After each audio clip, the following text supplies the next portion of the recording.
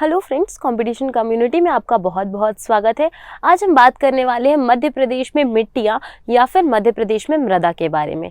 जब भी हम मृदा की बात करते हैं तो आपको पता होगा कि कृषि जो है वो मुख्यतः मृदा में या मिट्टी में ही की जाती है।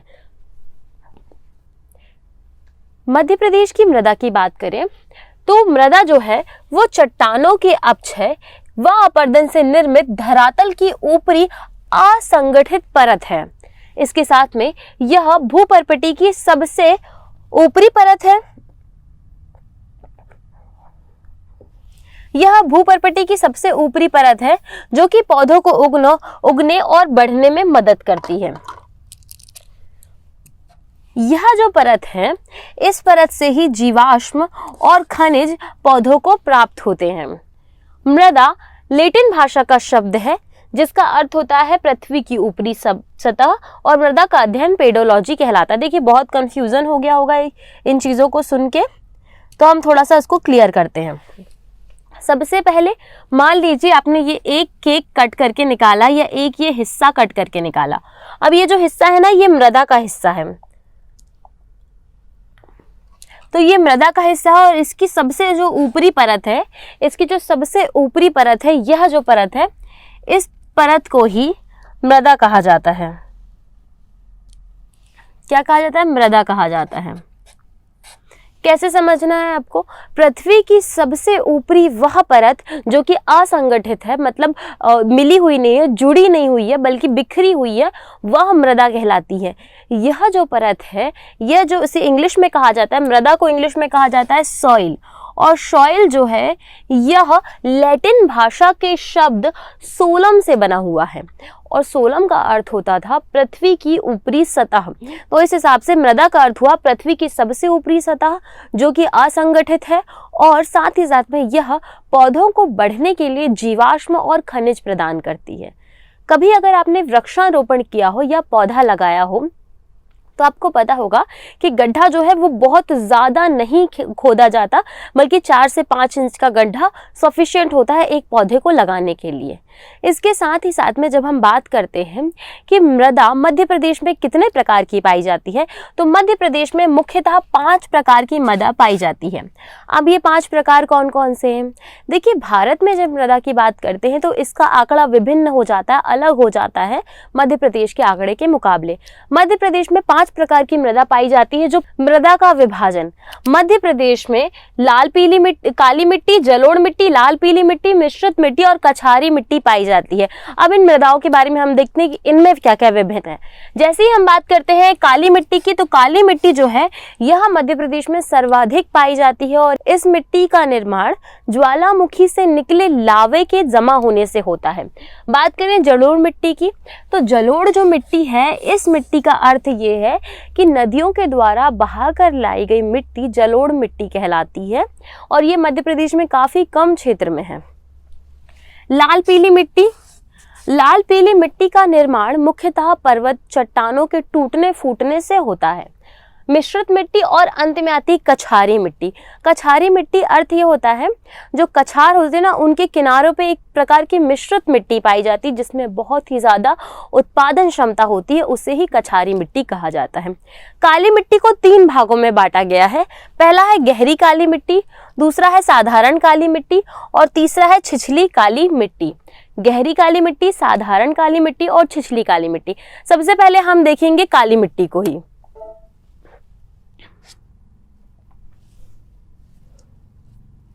देखिए, ये है मध्य प्रदेश, और मध्य प्रदेश में आप देख सकते हैं कि मिट्टियों को कितने भागों में बांटा गया है, कौन कौन से क्षेत्र में कौन कौन सी मिट्टियां हमें दिखाई पड़ती हैं।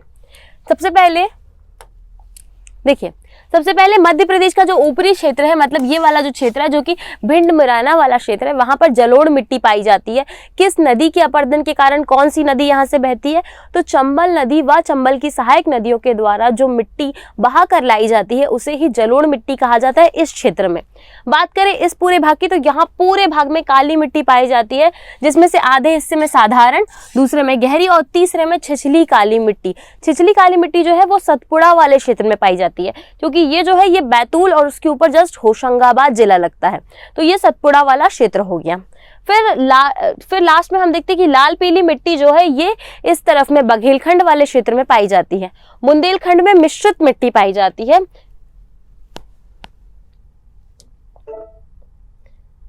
पहला चलते हैं काली मिट्टी की तरफ में।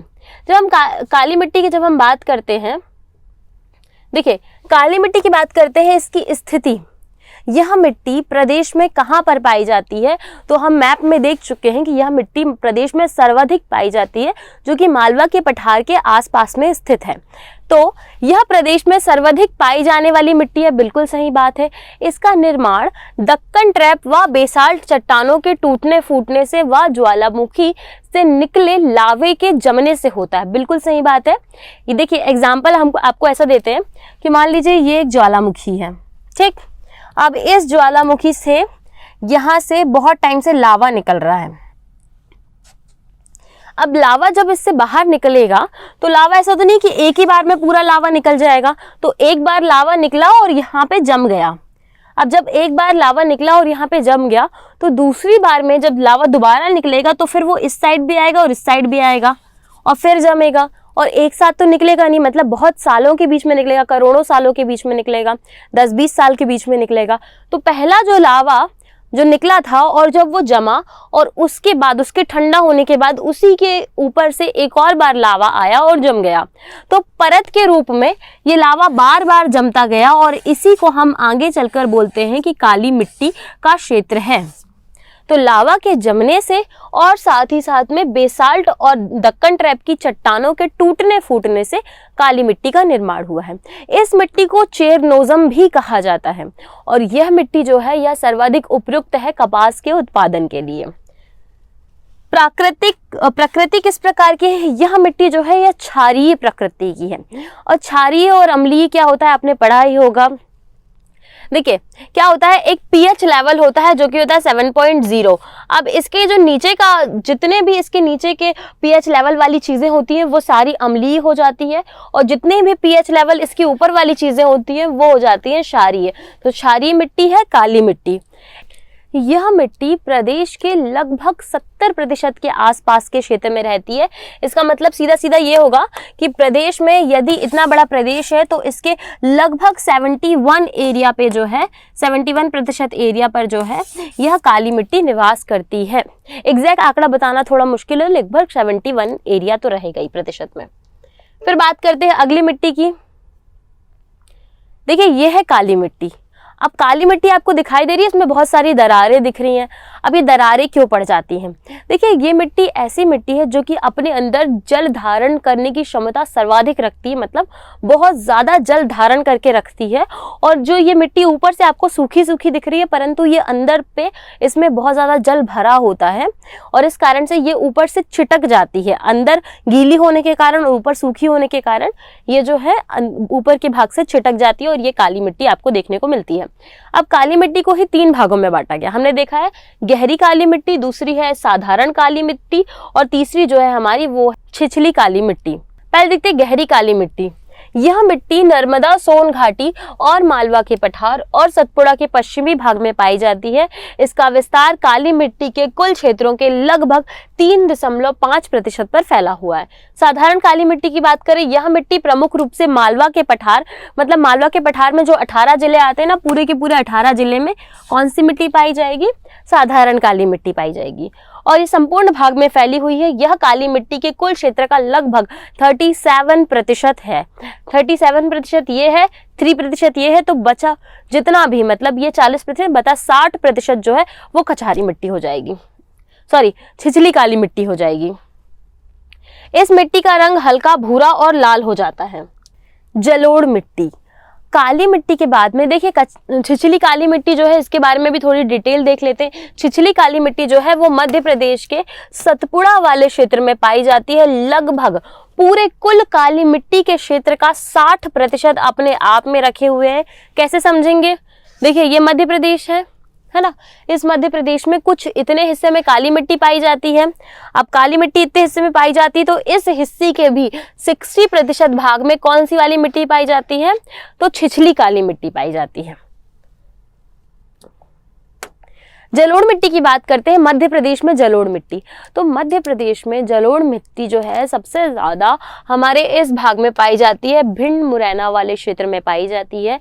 यह मिट्टी चंबल नदी एवं उसकी सहायक नदियों के द्वारा बहा कर लाई जाती है। इसका रीज़न क्या हो सकता है, ये मिट्टी कैसे बनती है, हम ये देखते हैं। सबसे पहले जो काली मिट्टी है ना और जो जलोढ़ मिट्टी है, इसमें बहुत ज़्यादा डिफरेंस है। काली मिट्टी लावा से बनती है, लेकिन जो जलोढ़ मिट्टी है वो नदियों के द्वारा लाई जाती है। होता क्या है, देखिए, जैसे कि ये एक स्थान है और इस स्थान से नदी बह रही है। अब नदी यहाँ से निकली और यहाँ से तीव्र ढलान थी, तो नदी यहाँ से निकली और यहाँ से बहने लगी, नीचे आई और यहाँ से देखिए, अब यहाँ पे जो नदी जहाँ से निकल रही थी, जिस एरिया से, वहाँ पे बहुत सारे मिट्टी कंकड़ पत्थर का एरिया था, पहाड़ बने हुए थे। तो उस पहाड़ के जो कमज़ोर हिस्से थे, उन हिस्सों को, कमज़ोर जो मिट्टी थी, उस मिट्टी को नदी अपने साथ जल के साथ बहा कर नीचे लेके आ जाती है। और जब नीचे आती है समतल मैदान की तरफ में, तो समतल मैदान में आने के बाद नदी अपने जल को यहाँ पर रखती है और जल के साथ जो भी भारी कंकड़ पत्थर जो भी होता है वो सब यहाँ छोड़कर आगे बढ़ जाती है। तो इसका मतलब ये हुआ कि नदी जो है वो अपनी युवा अवस्था में अपर्दन करती है और वो सारी मिट्टी को अपनी वृद्ध अवस्था में लाकर समतल मैदान के स्थान पर छोड़ देती है। तो इसे ही कहा जाता है जलोढ़ मिट्टी। अब देखिए, जल ओढ़ मिट्टी जो है, इसके फुल फॉर्म की तरफ अगर आप जाते हैं तो जल और ओढ़, इसका मतलब है ऐसी मिट्टी जो कि जल को ओढ़े हुए है, जिसके ऊपरी हिस्से में जल स्थित है, उसे कहा जाता है जलोढ़ मिट्टी। जलोढ़ मिट्टी मुख्यतः दो प्रकार की होती है, एक होती है बांगर मिट्टी और दूसरी होती है खादर मिट्टी।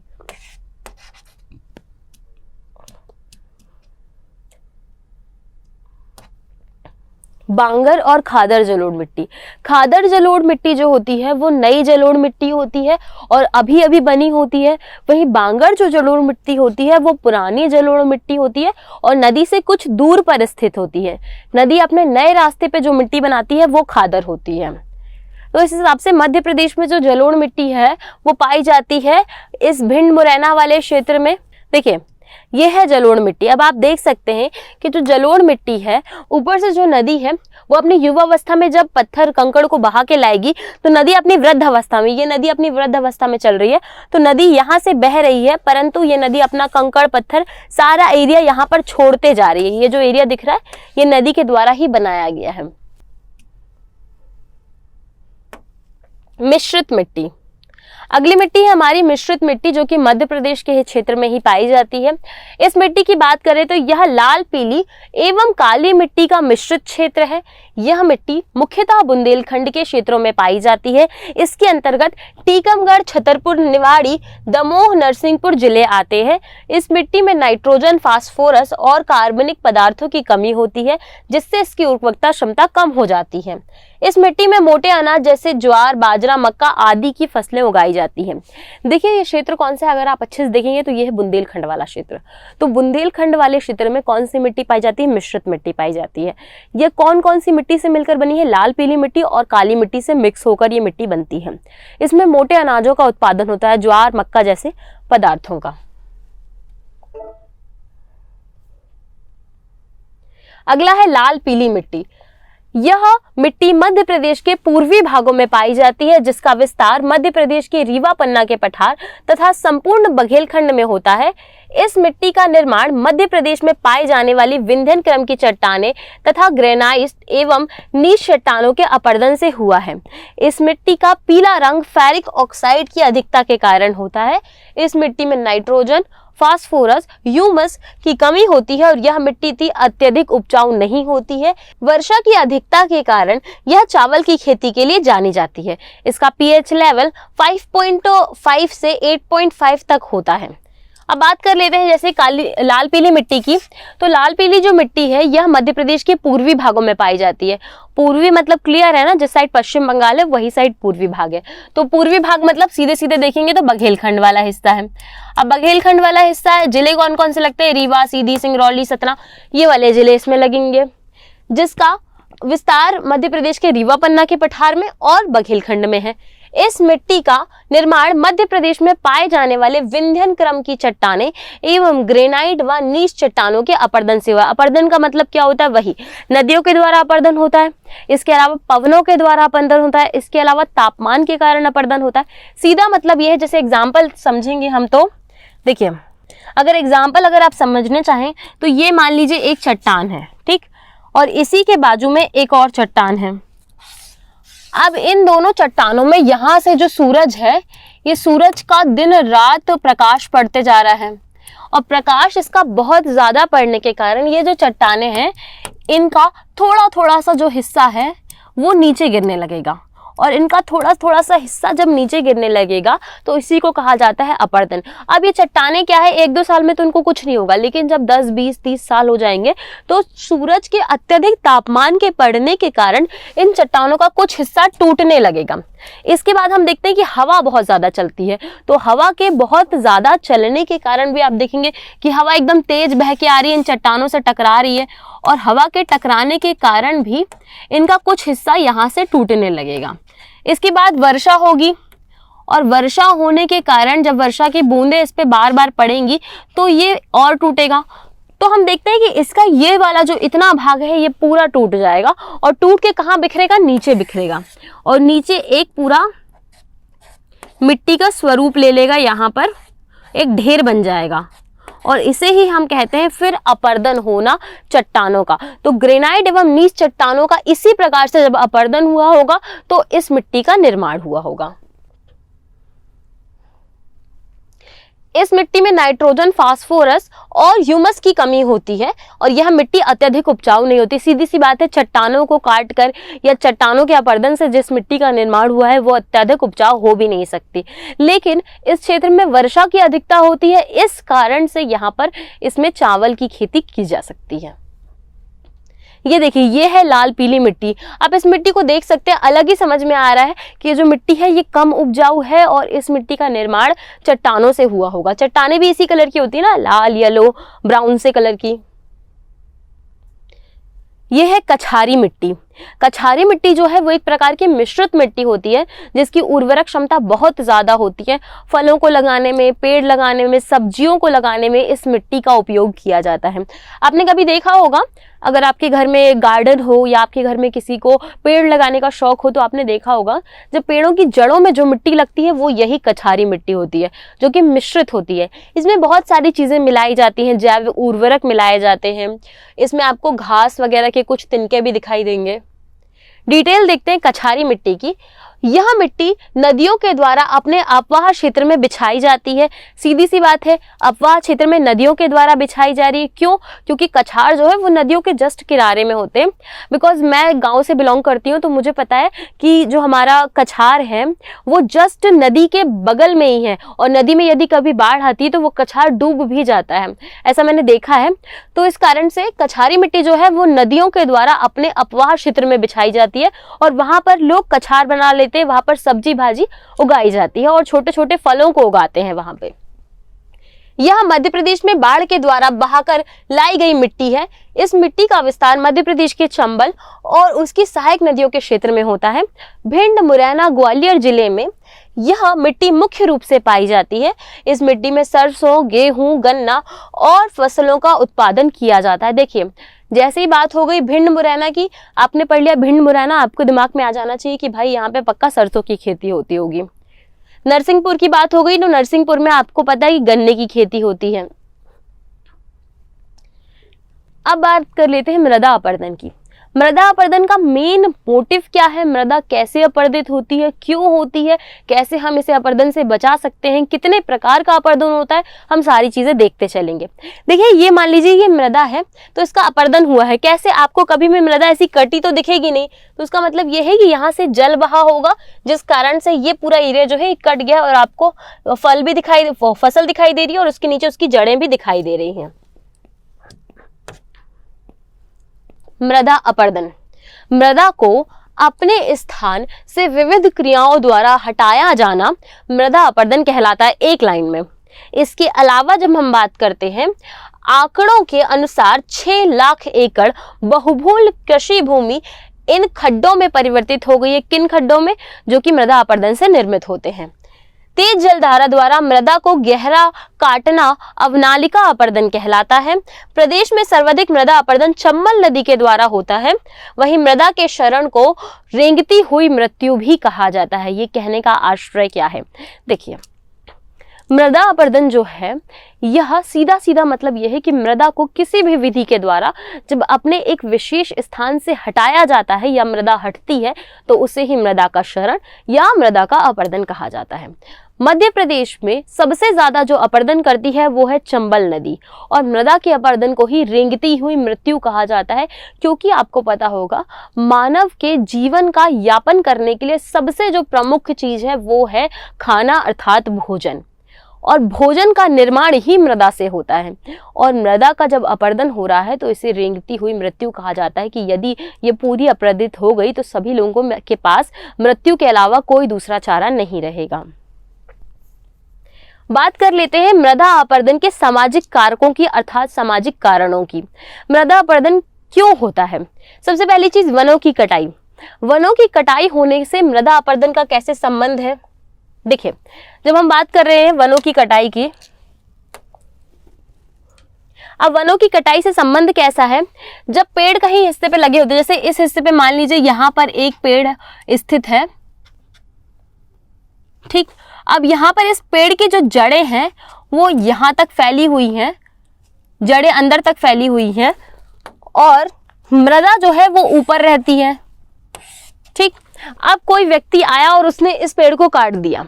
अब इस पेड़ को जब व्यक्ति ने काटा तो वो जड़ के साथ ही पेड़ को काटता है, जड़ उखाड़ देता है, या तो फिर अब पेड़ क्योंकि कट चुका है तो ये जो जड़ें हैं ये पूरी ढीली पड़ जाएंगी और सूख जाएंगी। तो इस वजह से ये जो जड़ें हैं जिन्होंने इस मिट्टी को पूरा कवर करके रखा हुआ था, पकड़ा हुआ था, जब ये छूट जाएंगी तो यहाँ से जो पूरी मिट्टी है वर्षा के साथ बह जाएगी।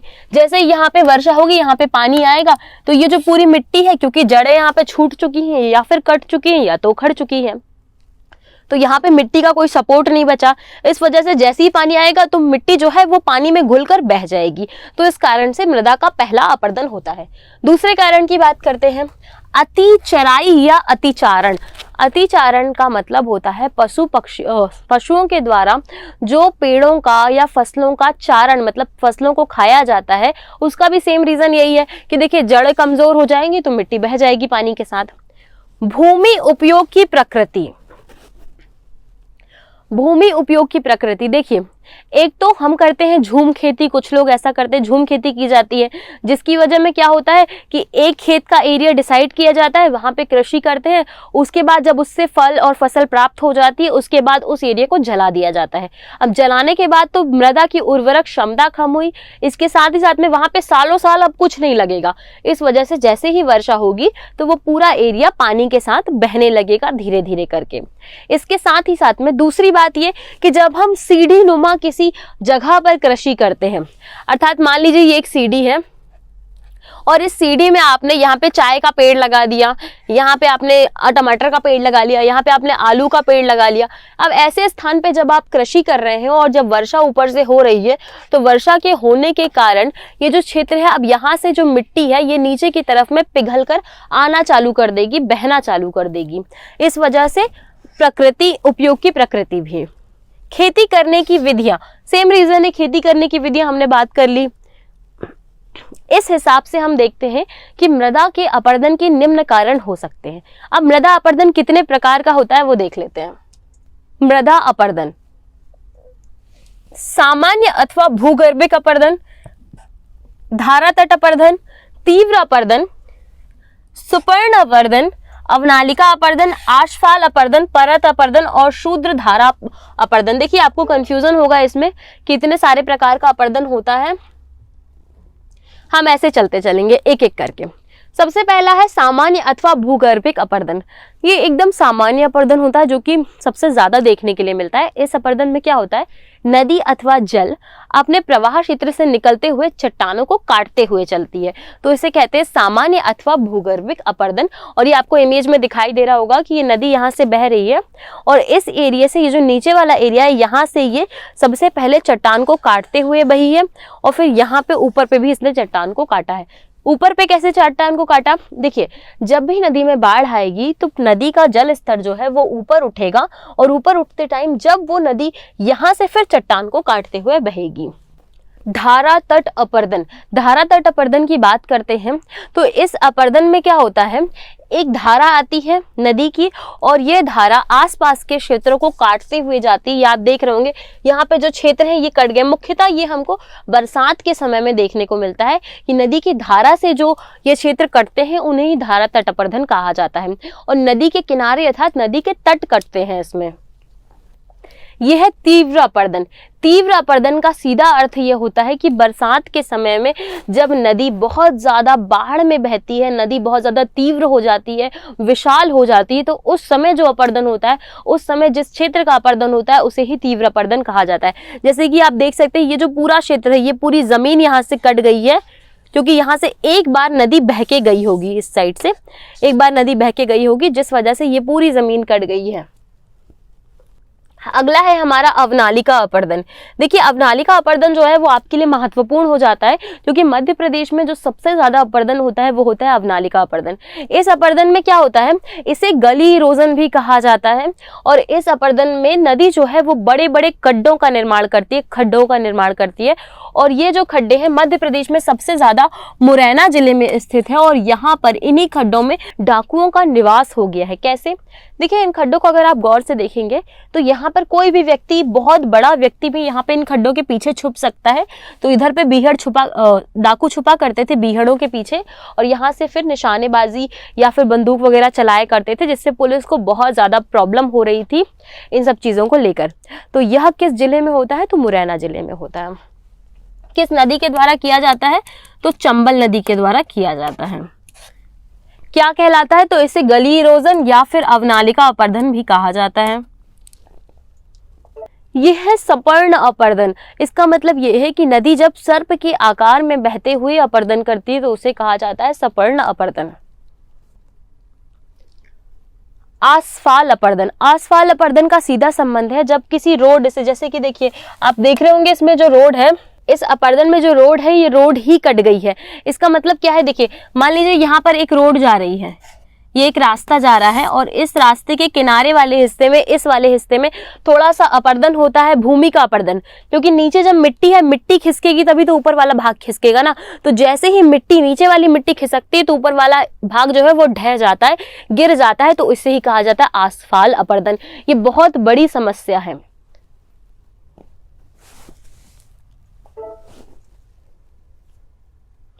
परत अपर्दन।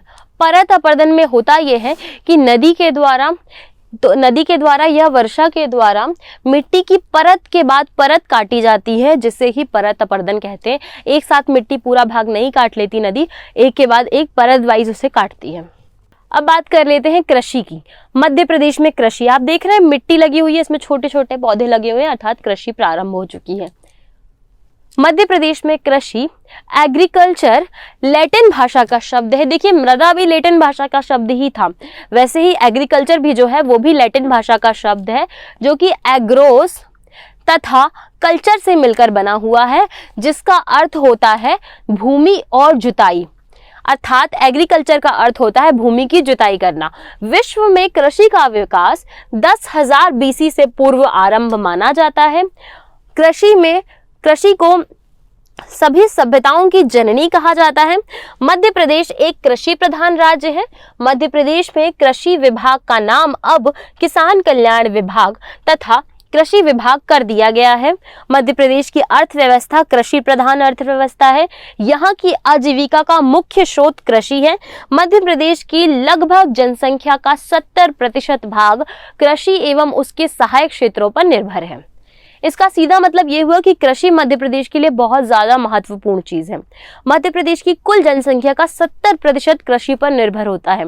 कृषि अर्थात एग्रीकल्चर शब्द लैटिन भाषा से लिया गया है और जो कि लैटिन भाषा के एग्रोस और कल्चर से संबंधित है, जिसका अर्थ होता है भूमि और जुताई, अर्थात भूमि की जुताई करना। मध्य प्रदेश में कृषि जोत का सर्वाधिक औसत आकार हरदा जिले में स्थित है, जबकि न्यूनतम औसत आकार कटनी जिले और नीमच जिले में है। मध्य प्रदेश को कृषि के क्षेत्र में अभूतपूर्व प्रगति के लिए 16 नवंबर 2017 को नई दिल्ली में पुरस्कृत किया गया है। वहीं एशिया का सबसे बड़ा दलहन अनुसंधान केंद्र सीहोर जिले के अमलाहा में प्रस्तावित है। मध्य प्रदेश में अंगूर अनुसंधान संस्थान रतलाम जिले में है। वहीं प्रदेश का खाद्यान्न उत्पादन में देश में चौथा स्थान है और मध्य प्रदेश को लगातार 5वें वर्ष कृषि क्रमण अवार्ड से नवाजा गया है। देखिए, अब थोड़ा अच्छे समझते हैं। कृषि को हमने देख लिया, एग्रीकल्चर के शब्द से बना है, लेटिन भाषा के शब्द से बना हुआ है। एग्रीकल्चर मध्य प्रदेश में कितने प्रतिशत होता है? लगभग 70% जनसंख्या एग्रीकल्चर पर ही डिपेंड है। मध्य प्रदेश को 5 बार कृषि क्रमण अवार्ड मिल चुका है। किस कारण से? उन्नत एग्रीकल्चर के कारण से, उन्नत कृषि के कारण से। बस इतना आपको यहाँ पे याद रखना है। विस्तार की बात करेंगे कि मध्य प्रदेश में जो कृषि क्षेत्र है उन कृषि क्षेत्रों का विस्तार किस किस जिले में आता है और कितने कृषि क्षेत्र मध्य प्रदेश में कुल है। पहला है ज्वार का क्षेत्र, फिर है गेहूं और बाजरा का क्षेत्र, कपास व गेहूं का क्षेत्र, कपास का क्षेत्र, चावल व कपास का क्षेत्र, चावल, कपास और ज्वार का क्षेत्र। गुना, शिवपुरी, श्योपुर, पश्चिमी, मोरैना, इसका मतलब है ये उत्तर की बात होगी। उत्तर में ये जिले स्थित है और उत्तर का क्षेत्र है। बघेलखंड, मालवा का पठार, भिंड और ग्वालियर। बघेलखंड, मालवा का पठार, मालवा का पठार जो हो गया वो पश्चिमी क्षेत्र हो गया और बघेलखंड की जब हम बात करते हैं तो वो नीचे वाला हिस्सा हो गया, उमरिया शहडोल वाला हिस्सा हो गया। उज्जैन, मंदसौर, शाजापुर, राजगढ़, ये जो है सबसे ज्यादा पश्चिमी हिस्सा हो गया, जो कि ऊपर की तरफ में लगता है, उत्तर पश्चिमी हिस्सा हो गया। खंडवा, खरगोन, बड़वानी, धार, इंदौर के जिले हैं ये सारे के सारे, तो नीचे वाला दक्षिणी वाला हिस्सा हो गया ये कपास का क्षेत्र जो है।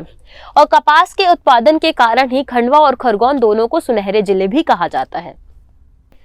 कृषि विभाग द्वारा विभाजित मध्य प्रदेश को 11 कृषि जलवायु क्षेत्रों में बांटा गया। कितने क्षेत्रों में? 11 कृषि जलवायु क्षेत्रों में। इतना ज्यादा इंपॉर्टेंट नहीं है, सिर्फ हम पढ़ लेते हैं, एक बार आपके माइंड में रहेगा। छत्तीसगढ़ का मैदान, जिला लगता है बालाघाट, फसल होती है चावल की फसल, मृदा होती है लाल पीली मृदा। फिर आता है उत्तरी पहाड़ी और छत्तीसगढ़ का क्षेत्र, जिला लगता है मंडला, सीधी और शहडोल।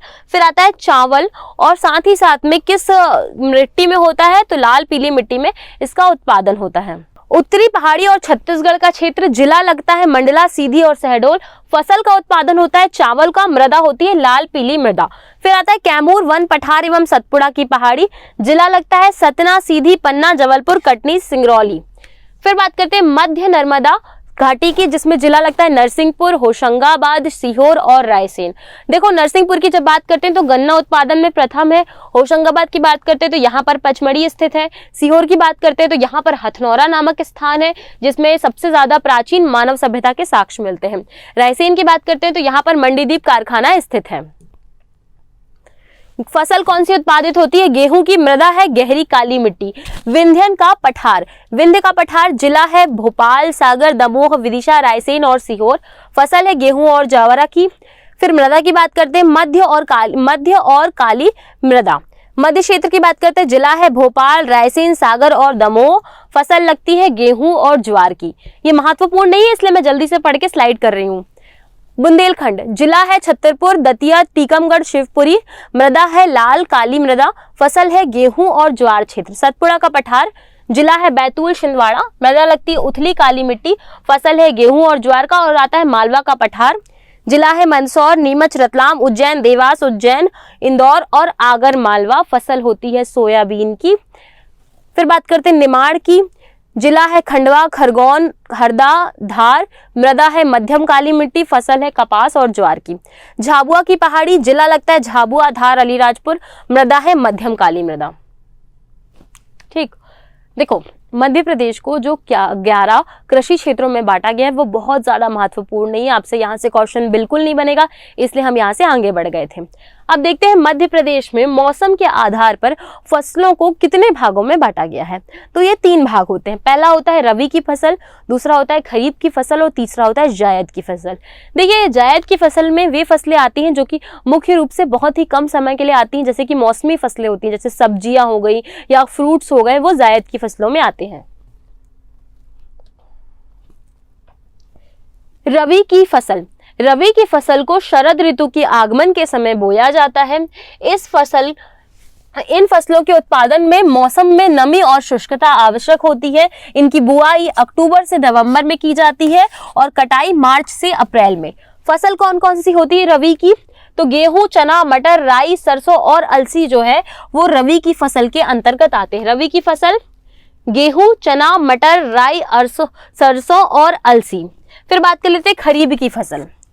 खरीफ की फसल को वर्षा ऋतु के आगमन में बोया जाता है। इस फसल में अत्यधिक पानी की आवश्यकता होती है, इस कारण से वर्षा के आगमन में बोया जाता है। सबसे इंपॉर्टेंट चावल, तुअल आदि जो है इस खरीफ की फसल के अंतर्गत आते हैं। चावल, तुअल, मक्का, सूरजमुखी आदि। बुआई कब होती है? मई से जून में इसकी बुआई होती है। बुआई अर्थात वर्षा के आगमन के समय, मतलब जून का समय चल रहा होता है तो जून के समय में इसकी बुआई होती है। कटाई की बात करें तो अक्टूबर से नवंबर, अर्थात ठंड के समय में, जब ठंड आने लगती है अक्टूबर से नवंबर में, तब इस फसल की कटाई हो जाती है। कैसे याद रखना है? देखो खरीफ की बात हो रही है तो खरीफ की जो फसल है वो वर्षा के आगमन के समय बोई जाती है और सबसे ज्यादा पानी किस फसल में लगता है? तो वो लगता है चावल की फसल में। तो आपको याद रहेगा कि चावल की जो फसल है वो खरीफ की फसल से संबंधित है। अब चावल अगर खरीफ की है तो गेहूं किसका होगा? रबी की फसल से संबंधित होगा। फिर आती है जायद की फसलें। जायद की फसलें मौसमी फसलें होती हैं। इनमें मुख्यतः सब्जियों का उत्पादन होता है, जैसे कि ककड़ी, तरबूज, खीरा, डींगरा और मौसमी फसलें। देखिए बोर्ड थोड़ा दिक्कत कर रहा है। मध्य प्रदेश राज्य की मुख्य फसलों की जब हम बात करते हैं, इनको थोड़ा हम डिटेल में लेके चलेंगे क्योंकि इनसे क्वेश्चन बनते हैं कि किस फसल का उत्पादन किस जिले से सर्वाधिक होता है, इस वजह से हम इसको लेके चलने वाले हैं। देखते हैं गेहूं। गेहूं एक समशीतोष्ण कटिबंधीय पौधा है। कौन सी फसल है ये जलवायु के आधार पर? तो ये आती है रबी की फसल के अंतर्गत, लेकिन अपने एक विशेष गुण के कारण यह संसार भर के सभी देशों में उत्पादन किया जाता है। किस गुण के कारण? क्योंकि गेहूं से अत्यधिक मात्रा में हमें कार्बोहाइड्रेट प्राप्त होता है। मध्य प्रदेश में देश के लगभग 19% गेहूं का उत्पादन किया जाता है। गेहूं उत्पादन में मध्य प्रदेश देश में दूसरा स्थान रखता है। वहीं यह राज्य में प्रमुख सिंचित फसल है और प्रदेश का सर्वाधिक गेहूं मालवा के पठार में उत्पादित होता है। गेहूं का सर्वाधिक उत्पादन होशंगाबाद जिले में होता है और गेहूं के उत्पादन के लिए हल्की दोमट मिट्टी की आवश्यकता होती है। प्रदेश में मालवा के पठार को गेहूं की टोकरी के रूप में जाना जाता है और मध्य प्रदेश में होशंगाबाद, रायसेन, उज्जैन, शिवपुरी, विदिशा, हरदा, सीहोर, श्योपुर, भिंड, सतना और मंदसौर जिलों में गेहूं का उत्पादन होता है। मालवा क्षेत्र में उज्जैन और सीहोर में गेहूं की एक सर्वश्रेष्ठ किस्म सरबती गेहूं का उत्पादन किया जाता है। कंफ्यूजन?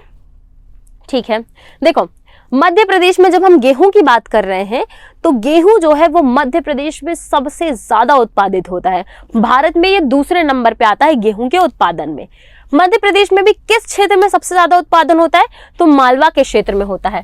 तो मालवा के क्षेत्र में सबसे ज्यादा उत्पादन होता है और मालवा को ही गेहूं की टोकरी के नाम से भी जाना जाता है। और यही जो मालवा है इसी के अंतर्गत जिले आते हैं शिवपुरी, विदिशा, हरदा, सीहोर, श्योपुर, इंदौर और उज्जैन वाले जो जिले हैं वही मालवा के अंतर्गत आते हैं। गेहूं कौन सी फसल है? तो गेहूं जो है वो रबी की फसल है। इसके साथ ही साथ में गेहूं का उत्पादन सबसे ज्यादा मध्य प्रदेश में किस जिले के अंतर्गत होता है? तो गेहूं का उत्पादन सबसे ज्यादा मध्य प्रदेश में होशंगाबाद जिले के अंतर्गत होता है। पठार की बात करेंगे तो मालवा के पठार के अंतर्गत। आपको इतना ही याद रखना है, बहुत ज्यादा याद करने की जरूरत नहीं है। अब देश के कितने गेहूं का उत्पादन होता है? तो देश के कुल 19% गेहूं का उत्पादन जो है वो मध्य प्रदेश से होता है। मध्य प्रदेश में गेहूं की एक विशेष किस्म जिसे कहा जाता है शरबती गेहूं। आपने शरबती गेहूं का जो ऐड है वो आशीर्वाद आटे के ऐड में देखा होगा कि शरबती गेहूं जो है कहाँ से उत्पादित किया जाता है? तो मध्य प्रदेश के उज्जैन और सीहोर से उत्पादन किया जाता है। गेहूं की प्रमुख किस्म कौन कौन सी हैं? शरबती गेहूं जो सबसे ज्यादा सर्वश्रेष्ठ और प्रमुख है जिसका उत्पादन उज्जैन और सीहोर से होता है। फिर अगला है लोकवन, दूसरा है नर्मदाचारी, सुजाता, गेहूं 320, गेहूं 322, गेहूं 306।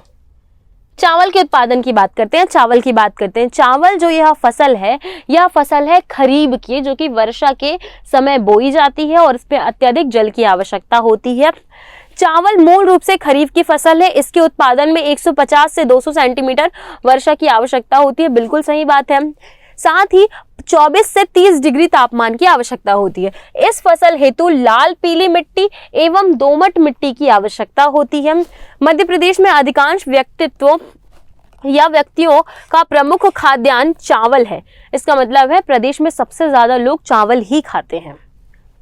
मध्य प्रदेश में कुल चावल उत्पादन का 74% उत्पादन केवल और केवल बालाघाट जिले से होता है। गेहूं उत्पादन सर्वाधिक होशंगाबाद जिले में, चावल उत्पादन सर्वाधिक बालाघाट जिले में। प्रति हेक्टेयर भूमि में चावल का सर्वाधिक उत्पादन होशंगाबाद जिले के अंतर्गत होता है। धान अनुसंधान केंद्र बड़वानी जिले में स्थित है। सर्वाधिक चावल उत्पादक जिला बालाघाट है। प्रमुख चावल उत्पादक जिले बालाघाट, कटनी, सिवनी, सतना, शहडोल और चावल उत्पादन जिले 1 किलोमीटर प्रति हेक्टेयर में अशोकनगर, श्योपुर, ग्वालियर, भिंड और हरदा। इसके आगे होशंगाबाद भी लग जाएगा। इसका मतलब क्या हुआ? सीधा मतलब ये हुआ कि चावल का सर्वाधिक उत्पादन जो है वो बालाघाट जिले में होता है। प्रदेश का लगभग पूरे चावल का उत्पादन में से 74% चावल का उत्पादन बालाघाट जिले के अंतर्गत होता है। लेकिन जब हेक्टेयर की बात आए कि कितने हेक्टेयर में बोया जा रहा है और उत्पादन किया जा रहा है, तो उस हिसाब से जब हम देखते हैं तो होशंगाबाद जिला जो है वो फर्स्ट नंबर पे आता है। चावल मुख्यतः हम देख चुके हैं कि ये बहुत ज्यादा पानी मांगता है। यह फसल बहुत ज्यादा पानी मांगती है और इस फसल में आवश्यकता होती है दोमट मिट्टी की या फिर लाल पीली मिट्टी की।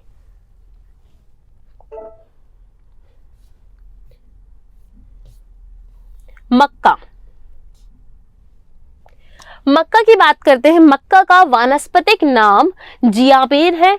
यह मक्का ग्रोमिनी का कुल का पौधा है। यह खरीफ की फसल व रबी की फसल दोनों मौसम की फसल है। मक्का उत्पादन में मध्य प्रदेश का देश में तीसरा स्थान है। मतलब अच्छा खासा मक्का यहाँ से उत्पादित होता है। और इसके साथ ही साथ में इसके उत्पादन के लिए 50 से 75 सेंटीमीटर वर्षा की आवश्यकता होती है। मतलब बहुत ज्यादा वर्षा की आवश्यकता नहीं होती, नॉर्मल वर्षा में भी ये हो जाएगा।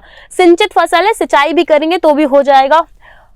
तापमान की बात करते हैं, 21 से 27 डिग्री तापमान की इसके उत्पादन के लिए आवश्यकता होती है। इसका उत्पादन कम उपजाऊ और उबड़-खाबड़ भूमि पर भी हो सकता है। मक्का का सर्वाधिक उत्पादन छिंदवाड़ा जिले में होता है। मक्का उत्पादन छिंदवाड़ा जिले में मक्का महोत्सव भी आयोजित किया गया था मक्का के सर्वाधिक उत्पादन के कारण।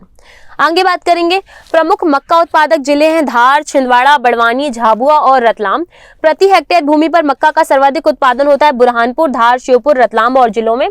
और मक्का उत्पादन मध्य प्रदेश में विगत वर्षों में की तुलना में 8.81% की वृद्धि हुई है। अब इसमें इंपॉर्टेंट क्या याद रखना है, देखो मक्का का उत्पादन मध्य प्रदेश में होता है, देश में तीसरा स्थान रखता है। वर्षा की बात करें तो 50 से 75 सेंटीमीटर के आसपास इसमें वर्षा लगती है। इसके अलावा सबसे ज्यादा किस जिले में होता है? छिंदवाड़ा जिले में होता है। जब हम प्रति हेक्टेयर की बात करते हैं तो धार जिले में होता है। इसके बाद हम बात करेंगे कि मध्य प्रदेश में यह जो मक्के का उत्पादन है इस कारण से किस जिले में मक्का महोत्सव आयोजित किया गया है? तो छिंदवाड़ा जिले में मक्का महोत्सव आयोजित किया गया है अत्यधिक मक्का उत्पादन के कारण। नेक्स्ट फसल में चलते हैं, चने की फसल। चने का वास्तविक नाम सीसर एरिटीनम होता है। यह ल्यूमिनिस कुल का पौधा है। चना रबी की फसल है। साथ ही साथ में देश के कुल चना उत्पादन में मध्य प्रदेश का प्रथम स्थान है। और मध्य प्रदेश में सबसे ज्यादा चना किस जगह उत्पादित होता है? तो वो होगा विदिशा में, विदिशा जिले के अंतर्गत। जबकि महाराष्ट्र द्वितीय स्थान रखता है चने के उत्पादन में और राजस्थान जो है वो थर्ड या तृतीय स्थान रखता है। यह मध्य प्रदेश की मुख्य दलहन की फसल है जिसे प्रदेश के कुल क्षेत्र के 45% क्षेत्र पर पैदा किया जाता है। इसके तापमान के लिए इसके उत्पादन के लिए 15 से 25 डिग्री सेल्सियस का तापमान आवश्यक होता है और इसमें 30 से 50 सेंटीमीटर वर्षा की आवश्यकता होती है।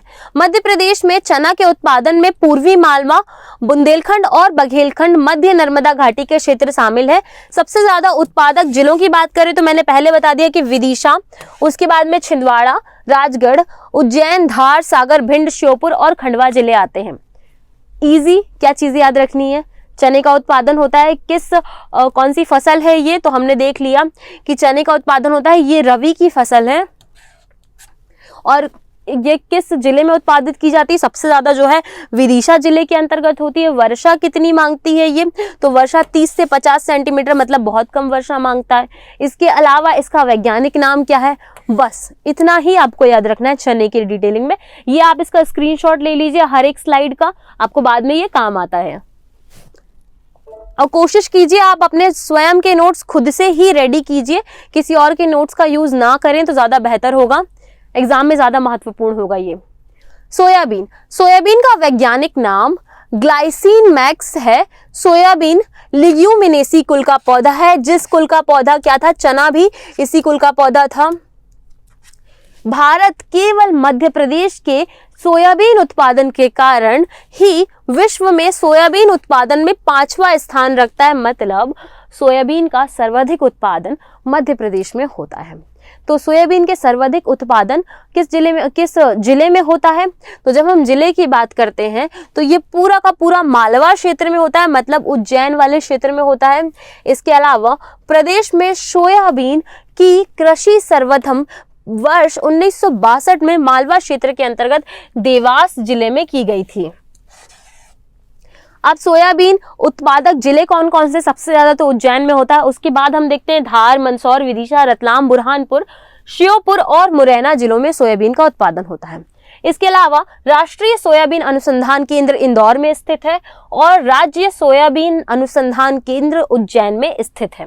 आपको महत्वपूर्ण क्या याद रखना है, इसका वैज्ञानिक नाम ग्लाइसिन मैक्स है, कि ग्लाइसिन मैक्स इसका वैज्ञानिक नाम है। सबसे ज्यादा कहां पर उत्पादित होता है, मध्य प्रदेश में क्षेत्र लगता है, मालवा का क्षेत्र, जिला लगता है उज्जैन। भारत में कौन सा स्थान रखता है, भारत सोयाबीन उत्पादन में 5वां स्थान रखता है। मध्य प्रदेश भारत में कौन सा स्थान रखता है, पहला स्थान रखता है। बस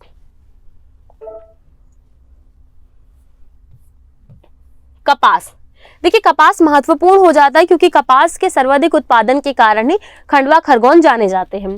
कपास का वैज्ञानिक नाम गोसिपियम है, ये मालवेसी कुल का पौधा है। कपास का उत्पादन प्रदेश के मालवा के पठार में, देखो मालवा के पठार में ही खंडवा खरगोन आते हैं, एवं नर्मदा ताप्ती घाटी में होता है। फिर यह खरीफ की फसल है, किस चीज की, खरीफ की, मतलब ये वही है वर्षा के समय बोई जाती है और ठंड के समय में काट ली जाती है।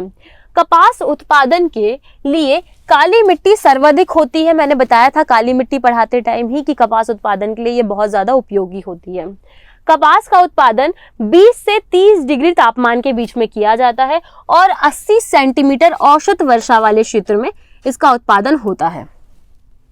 कपास मध्य प्रदेश की एक प्रमुख वाणिज्यिक फसल है। वाणिज्यिक फसल का मतलब होता है जिससे अत्यधिक धन की प्राप्ति होती है, वह फसल। मध्य प्रदेश के खंडवा और खरगोन को अत्यधिक कपास के कारण सुनहरे जिले भी कहा जाता है। कपास को सफेद सोना भी कहा जाता है। ये क्वेश्चन बन सकता है कि सफेद सोना किसे कहा जाता है, तो कपास जो है उसे ही सफेद सोना भी कहा जाता है। फिर बात करेंगे सबसे ज्यादा उत्पादक जिले कौन कौन से। पहला जाएगा खंडवा, खरगोन, धार, झाबुआ, छिंदवाड़ा, देवास और रतलाम। कपास की प्रमुख किस्में ये पूछी जाती हैं, बीटी कॉटन होता है, जेके कॉटन होता है, JK4, JK5, H8, बिन्नी बीटी, RCH, बीटी और बीटी कपास या बीटी कॉटन, ये कपास की प्रमुख फसलें हैं। क्या याद रखना है इसमें से, कपास, कपास का वैज्ञानिक नाम क्या है, तो गोसिपियम जो है वो कपास का वैज्ञानिक नाम है। किस कुल का पौधा है, तो मालवेसी कुल का पौधा है। किस पठार में सर्वाधिक होता है, मालवा के पठार में। जिला कौन सा लगता है, तो खंडवा खरगोन जिला लगता है। वर्षा कितनी मांगता है, 80 सेंटीमीटर तक वर्षा मांगता है। तापमान कितना चाहिए, 20 से 30 डिग्री का तापमान चाहिए इसको। एक प्रमुख वाणिज्यिक फसल है, सफेद सोना कहलाती है। सुनहरे जिले खंडवा खरगोन को माना जाता है इसके उत्पादन के कारण। फिर बात करेंगे ज्वार की। ज्वार की कृषि रबी और खरीफ दोनों मौसम में की जाती है। यह जलोढ़, लाल और मध्यम काली मिट्टी में उत्पादित होता है। ज्वार की फसल कम वर्षा वाली भूमि पर होती है और मध्य प्रदेश के लगभग 4 लाख हेक्टेयर भूमि पर इसकी खेती की जाती है। ज्वार अनुसंधान केंद्र खरगोन जिले में स्थित है और मध्य प्रदेश के प्रमुख ज्वार उत्पादक जिले खरगोन, बड़वानी, खंडवा, छिंदवाड़ा और गुना जिले हैं। देखो ये जो फसलें हैं ना बहुत ज्यादा महत्वपूर्ण नहीं है, धीरे धीरे आपको खत्म करते चलना है इनको, कम कम चीजें याद रखनी है। ज्वार की बात करेंगे, कौन सी फसल है, तो रबी और खरीफ दोनों में बोई जाती है। इसके अलावा कम वर्षा से सीधे आपको याद आ जाना चाहिए कि बुंदेलखंड वाले क्षेत्र में होती है। ज्वार की खेती मध्य प्रदेश के लगभग 4 लाख हेक्टेयर भूमि पर होती है। सबसे ज्यादा किस जिले से उत्पादित होता है, तो खरगोन जिले से उत्पादित होता है। उसके बाद बड़वानी, खंडवा, छिंदवाड़ा और गुना जिलों में भी इसका उत्पादन किया जाता है। बाजरा की बात करेंगे, बाजरा मुख्यतः खरीफ की फसल है। इसके साथ ही साथ में भारत में इस फसल में सूखा सहने की क्षमता अधिक होती है, मतलब ये भी कम वर्षा में हो जाएगी। सूखा सहने की क्षमता अधिक होती है, मतलब कम वर्षा के क्षेत्र में इसका भी उत्पादन हो जाएगा। भारत में सर्वाधिक बाजरे का उत्पादन राजस्थान में होता है। यह फसल विपरीत परिस्थितियों और सीमित वर्षा वाले क्षेत्रों में कम उर्वरकों के साथ अच्छा परिणाम देती है, ये बात हम पहले ही कर चुके हैं। मध्य प्रदेश में लगभग 2 लाख हेक्टेयर भूमि पर बाजरे की खेती की जाती है। सरसों, देखिए सरसों के उत्पादन की जैसी बात करते हैं ना, तो आपके दिमाग में भिंड और मुरैना आ जाना चाहिए, क्योंकि प्रदेश में सर्वाधिक सरसों का उत्पादन भिंड और मुरैना जिलों में ही होता है। सरसों प्रदेश की दूसरी प्रमुख तिलहन फसल है और भारत में इसके कुल उत्पादन का 10% उत्पादन मध्य प्रदेश से होता है। मध्य प्रदेश में सर्वाधिक सरसों उत्पादन भिंड और मुरैना जिले में होता है। अफीम की बात करें, अफीम का वानस्पतिक नाम पेपेवर सोमनीफेरम है। मध्य प्रदेश में मंदसौर और नीमच जिले में अफीम का उत्पादन होता है, जिससे मंदसौर सबसे ज्यादा फेमस है। इसके अलावा अफीम का उपयोग दवाइयों के निर्माण में होता है और गैर कानूनी रूप से अफीम का उपयोग नशीले पदार्थों के निर्माण से भी होता है। इससे ब्राउन शुगर और हेरोइन जैसी चीजें भी बनाई जाती हैं। तो अफीम उत्पादक जिला मंदसौर है। इसके अलावा अगर ऑप्शन में मंदसौर ना हो तो नीमच आपको आंसर लगाना है। क्या बनाया जाता है, ब्राउन शुगर और हेरोइन बनाई जाती है। इसके अलावा दवाइयों के निर्माण में भी इसका प्रयोग किया जाता है।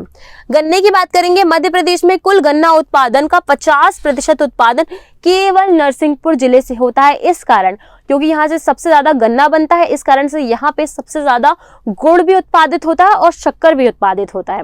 तो गुड़ उत्पादन में सबसे पहले स्थान पे नरसिंहपुर जिला रहेगा, शक्कर उत्पादन में नरसिंहपुर जिला रहेगा और गन्ना उत्पादन में भी नरसिंहपुर जिला रहेगा। तो इस कारण से, क्योंकि गन्ना उत्पादित होता है, इस कारण से गन्ने से ही शक्कर और गुड़ बनाए जाते हैं। इस कारण से ऑप्शन आपका नरसिंहपुर बिल्कुल सही आंसर होगा। ठीक है, किस चीज का, कि गन्ने का सर्वाधिक उत्पादन कहाँ होता है, शक्कर का सर्वाधिक उत्पादन कहाँ होता है और हमारा गुड़ का सर्वाधिक उत्पादन कहाँ होता है। फिर बात कर लेते हैं तंबाकू की। तंबाकू का वानस्पतिक नाम निकोटियाना है। तंबाकू का उत्पादन लाल पीली मृदा में होता है और मध्य प्रदेश में तंबाकू का उत्पादन रीवा जिले में होता है। मतलब मध्य प्रदेश में रीवा जिले में सबसे ज्यादा तंबाकू का उत्पादन होता है। गांजा, गांजे का वानस्पतिक नाम कैनाबिस सेटाइवा है। गांजे का उत्पादन मध्य प्रदेश के खंडवा जिले में होता है और खंडवा जिला जो है गांजे के उत्पादन में मध्य प्रदेश में फर्स्ट स्थान लगता है, अर्थात प्रथम स्थान रखता है और सेकंड स्थान जो है वो बुरहानपुर जिला लगता है। और ये क्वेश्चन बहुत बार पूछ चुका है कि मध्य प्रदेश में गांजे का उत्पादन कहाँ होता है, तो खंडवा में होता है। अलसी, अलसी का उत्पादन रबी की फसल है ये, और अलसी का उत्पादन सभी प्रकार की मिट्टियों में हो जाता है और सबसे ज्यादा उत्पादक जिले जो हैं वो है रीवा, सागर, दमोह, टीकमगढ़ और सिवनी। सबसे ज्यादा उत्पादन जो है अलसी का वो रीवा जिले के अंतर्गत होता है। देखिए पहला जो मैंने ऑप्शन रखा है ना, वो सबसे ज्यादा सर्वाधिक उत्पादक जिलों का ही है। तो जब भी आप पढ़ रहे हैं तो पहला जो ऑप्शन है वो सर्वाधिक उत्पादक जिले होंगे। जैसे कि मूंगफली की बात करते हैं, मूंगफली खरीफ की फसल है और मूंगफली का उत्पादन तेल और भोज्य दोनों के लिए किया जाता है। मतलब एक तो मूंगफली का तेल निकाला जाता है और दूसरी चीज मूंगफली को तल के भी खाया जाता है, विभिन्न प्रकार से भी खाया जाता है। तो इस हिसाब से ये भोज्य के लिए भी जानी जाती है। मध्य प्रदेश में रतलाम, मंदसौर, खरगोन, झाबुआ, बैतूल, छिंदवाड़ा और शाजापुर में इसका उत्पादन होता है। मूंगफली उत्पादन में भारत विश्व में प्रथम स्थान रखता है और मूंगफली उत्पादन में भारत में गुजरात राज्य प्रथम स्थान रखता है। इसके अलावा बात कर लेते हैं अरहर की। अरहर का वनस्पतिक नाम कैजनस कजान है। अरहर के उत्पादन में देश में मध्य प्रदेश का तीसरा स्थान है। मतलब देश में जैसे 28 राज्य हैं तो इसमें से मध्य प्रदेश जो है वो 3rd नंबर पर स्थित है अरहर के उत्पादन में। अरहर का सर्वाधिक उत्पादन जो है वो महाराष्ट्र राज्य करता है। इसके अलावा अरहर अनुसंधान केंद्र सीहोर जिले में स्थित है। देखिए कैसे याद करना है, अरहर का अनुसंधान केंद्र कहाँ है? सीहोर जिले में स्थित है। इसके अलावा प्रदेश का इसके उत्पादन में तीसरा स्थान है। कहवा, मध्य प्रदेश में कहवा को ही कॉफी भी कहा जाता है। एक चीज याद रखना है, मध्य प्रदेश में कॉफी का एकमात्र उत्पादक जिला कुकरू ग्राम बैतूल जिले में स्थित है और बैतूल जिले के भैंसदेही में उसकी स्थापना की गई है, उद्योग की स्थापना की गई है। इस क्षेत्र में कॉफी उत्पादन को प्रारंभ करने का श्रेय ब्रिटिश नागरिक सेंट वोल्फोर्ड को दिया जाता है। मतलब एक ब्रिटिश नागरिक थे जो कि हैं सेंट वोल्फोर्ड, और इन्होंने ही बैतूल जिले के भैंसदेही नामक जगह पर कॉफी या फिर कहवा का उत्पादन प्रारंभ किया था। बात कर लेते हैं जूट की। जूट एक रेशेदार फसल है और मध्य प्रदेश में जूट आधारित उद्योग मंडला और डिंडौरी जिले में स्थित है। मतलब मध्य प्रदेश के दक्षिण वाले जिले में, दक्षिण पूर्वी जिलों में स्थित है। मेस्ता, मेस्ता एक रेशेदार फसल है और प्रदेश में मेस्ता का उत्पादन सतना, सीधी, रीवा और मंडला जिले में होता है। तिल, तिल एक खरीफ की फसल है। तिल का उत्पादन 20 से 25 डिग्री तापमान पर 50 से 100 सेंटीमीटर वर्षा वाले क्षेत्र में होता है। प्रमुख तिल उत्पादक जिलों की बात करते हैं तो छतरपुर, दमोह, सागर, जबलपुर और सिवनी प्रमुख तिल उत्पादक जिले हैं। उड़द, उड़द का वानस्पतिक नाम विग्ना मुंगो है। सर्वाधिक उड़द उत्पादन जिला टीकमगढ़ से किया जाता है और अन्य उड़द उत्पादक जिलों की जब बात करते हैं तो मंदसौर, नीमच और टीकमगढ़ अन्य उड़द उत्पादक जिले हैं। इस प्रकार से हमने मध्य प्रदेश में संपूर्ण कृषि और मृदा को संपन्न देख लिया है। इसमें हमने ये भी देखा है कि मध्य प्रदेश में कौन कौन से जिले हैं जिनमें कौन कौन सी फसल का उत्पादन किया जाता है। इसके अलावा यदि कोई चीज़ बची होगी तो हम नेक्स्ट वीडियो में उस चीज़ को कवर कर लेंगे। Okay, thank you so much. मिलते हैं नेक्स्ट वीडियो में। आपको कोई भी इस वीडियो में दिक्कत हुई हो तो उसके लिए सॉरी, बोर्ड थोड़ा सा दिक्कत कर रहा था। ओके, मिलते हैं नेक्स्ट वीडियो में। थैंक्स।